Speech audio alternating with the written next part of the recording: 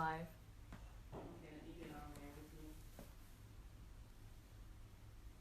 How do I know when people join? Is that you? No, I'm not. Okay. You should tell me their name.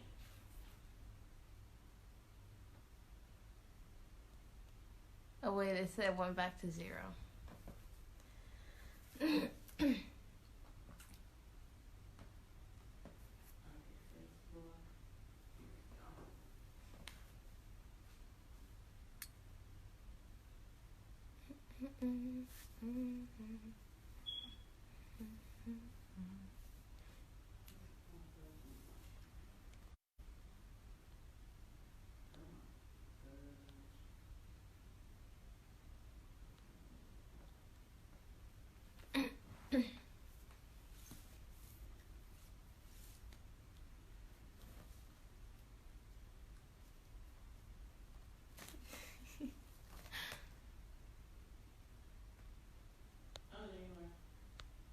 Are you watching me? Yeah. Okay, I think. You can just say hi, everyone. Hi, everyone.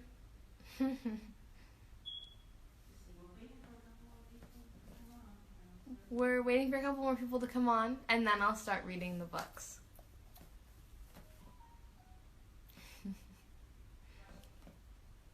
You're live. Miss Nicole said to just go ahead and start.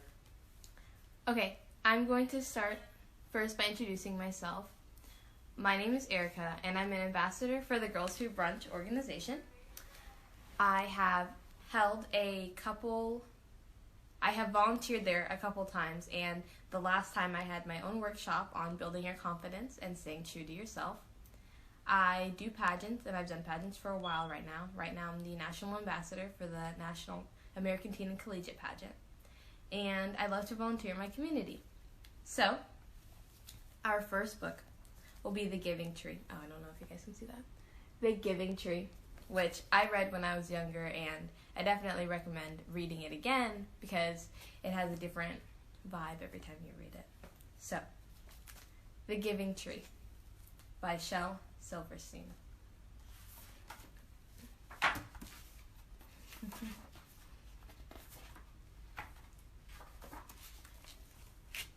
Once there was a tree.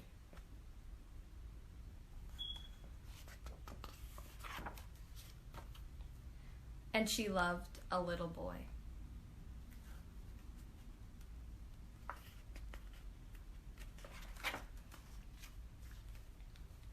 And every day, the boy would come. And he would gather her leaves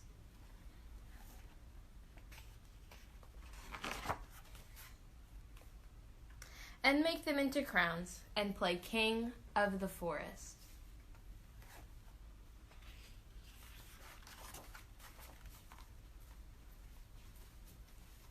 He would climb up her trunk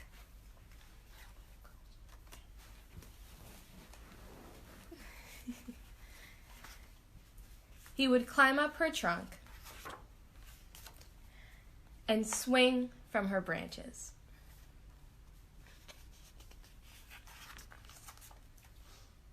And eat apples.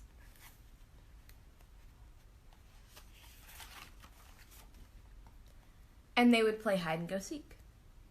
Can anyone see him? I can.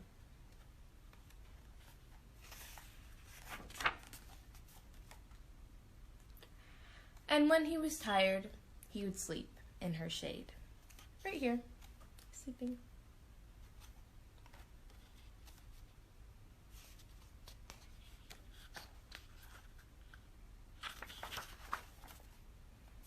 And the boy loved the tree. Can you guys see him hugging the tree? He really likes the tree. Very much. And the tree was happy.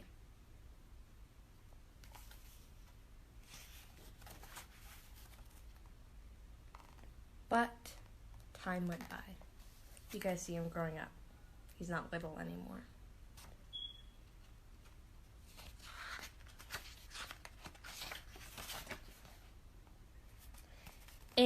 and the boy grew older.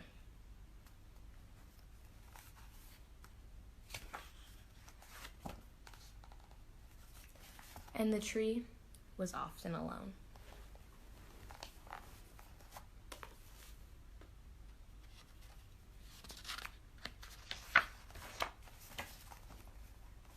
Then one day, the boy came to the tree, and the tree said, "Come, boy, come and climb up my trunk and swing from my branches, and eat apples and play in my shade and be happy." "I am too big to climb and play," said the boy. "I want to buy things and have fun. I want some money. Can you give me some money?" "I'm sorry," said the tree, "but I have no money. I only have leaves and apples. Take my apples, boy, and sell them in the city. Then you will have money, and you will be happy."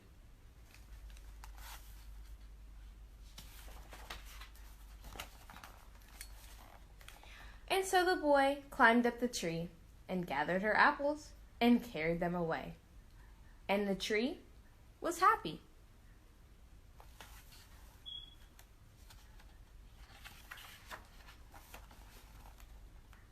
But the boy stayed away for a long time, and the tree was sad. And then one day, the boy came back, and the tree shook with joy, and she said, "Come, boy, climb up my trunk and swing from my branches and be happy." "I am too busy to climb trees," said the boy. "I want a house to keep me warm," he said. "I want a wife, and I want children, and so I need a house. Can you give me a house?" "I have no house," said the tree. "The forest is my house, but you may cut off my branches and build a house. Then you will be happy."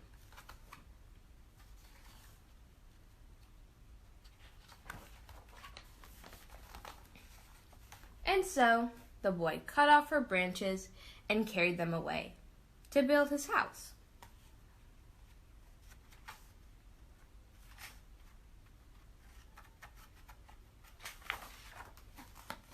And the tree was happy.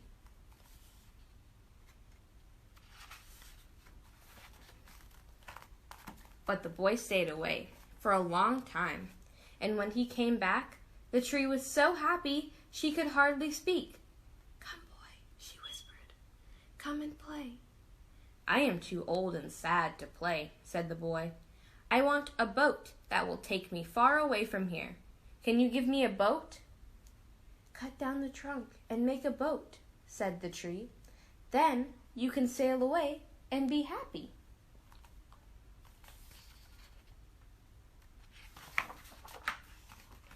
And so the boy cut down her trunk and made a boat and sailed away. And the tree was happy, but not really. And after a long time, the boy came back again.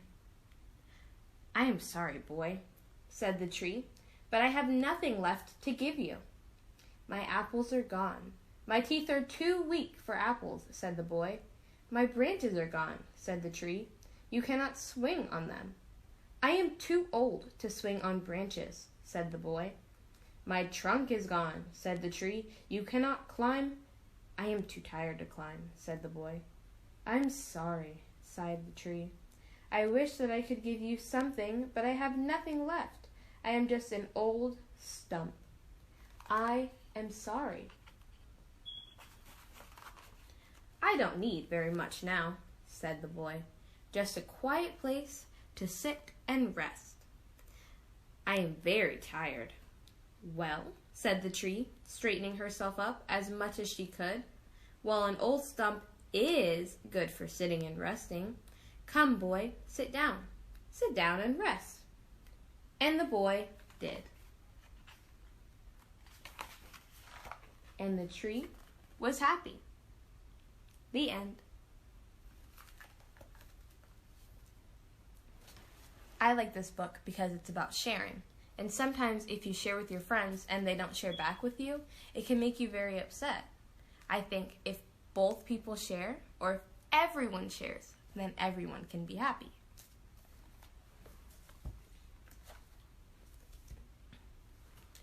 The next book is called The Three Little Super Pigs. That's really silly.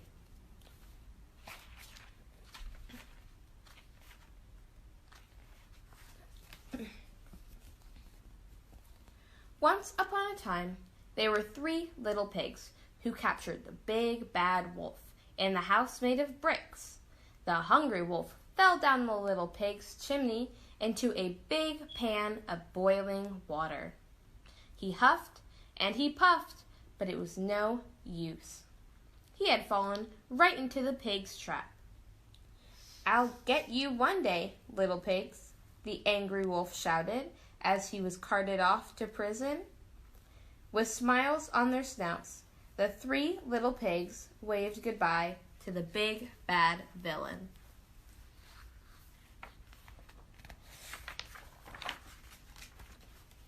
The citizens of Fairyland were very happy that the big bad wolf had been defeated. The little pigs were awarded special superhero status and became known as the 3 little super pigs. Working together, they all rebuilt the whole town of bricks to keep everyone safe. We love you, super pigs. From that moment on, the super pigs spent all their days being heroes and enjoying their newfound fame. When they weren't greeting their fans, they were fighting crime and stopping nursery rhyme bad guys.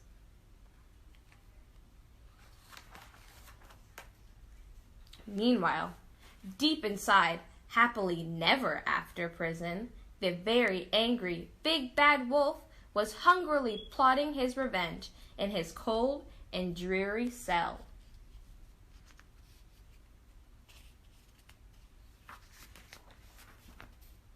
A few weeks later, the super pigs were called to investigate a new crime.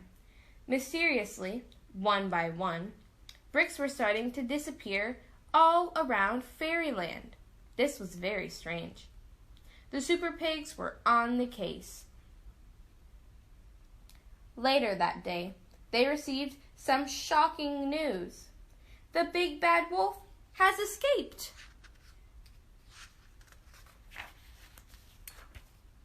The residents of Fairyland were scared and once again turned to the super pigs for help. "Don't worry," the 3 heroes boasted. "We will find that wolf and make him pay." The 3 little super pigs hunted high and low, far and wide, and long and hard. But the big bad wolf was nowhere to be seen.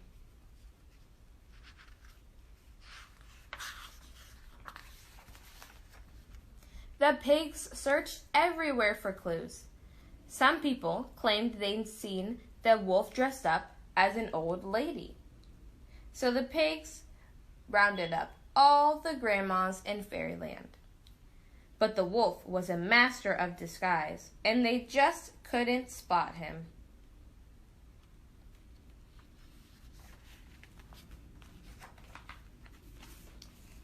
Every day, more and more bricks disappeared from Fairyland.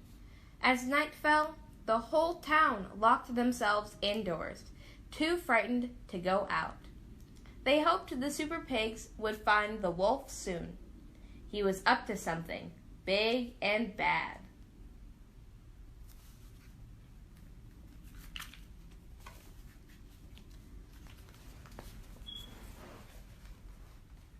Back at home, the first super pig was relaxing when he sensed something strange.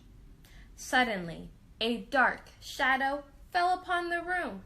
"The big bad wolf!" cried the super pig. "I don't need to huff, I don't need to puff, and I don't need to blow your house in, because I'm already inside," replied the pointy-eared wolf. The pig ran out through the front door, but was met with a terrible surprise. The cunning wolf had built a gigantic wall around the super pig's houses, using the stolen bricks from Fairyland. The super pig was trapped. Attempting to flee, the super pig tried to climb the brick wall using a ladder from the side of his house, but it was too short. Gotcha, sneered the wolf as he captured the helpless pig.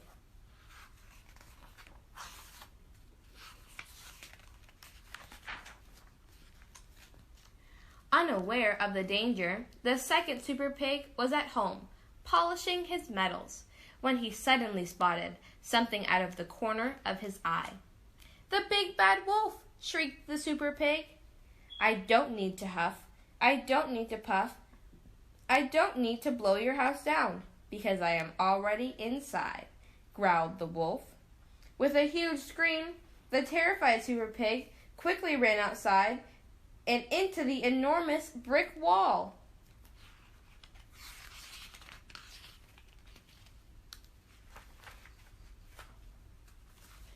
Desperate to escape, the little pig jumped on a nearby trampoline, bouncing as high as he could, but it was no use.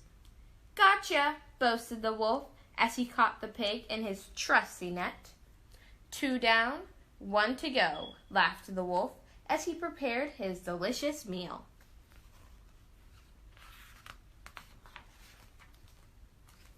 The third super pig had heard all the commotion and was busy hatching a plan when the big bad wolf suddenly appeared at his window. The super pig grabbed his gear, raced straight out the front door, and down the path as quickly as his little legs could carry him.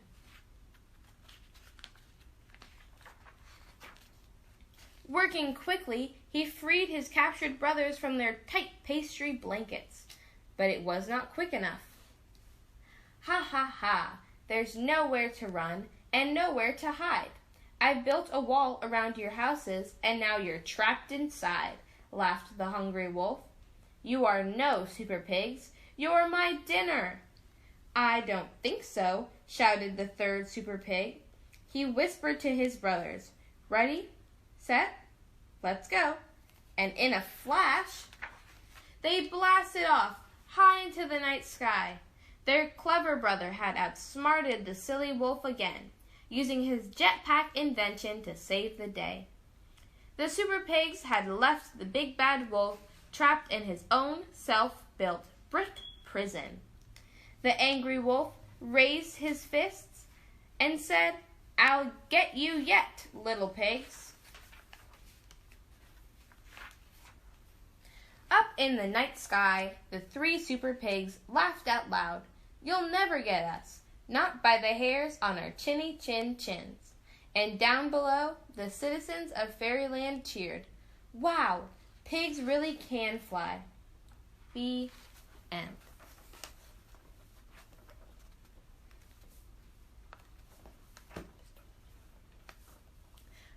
I loved reading those stories to you guys, and I hope you guys enjoyed them too. If you want to read them on your own, they were called The Giving Tree and The Three Little Super Pigs. And if you guys are looking for something super fun to do, you can play board games, do sidewalk chalk, go on a walk, go in nature and find something to look at, to take pictures of, or even ride your bike. I hope you guys have fun. Bye!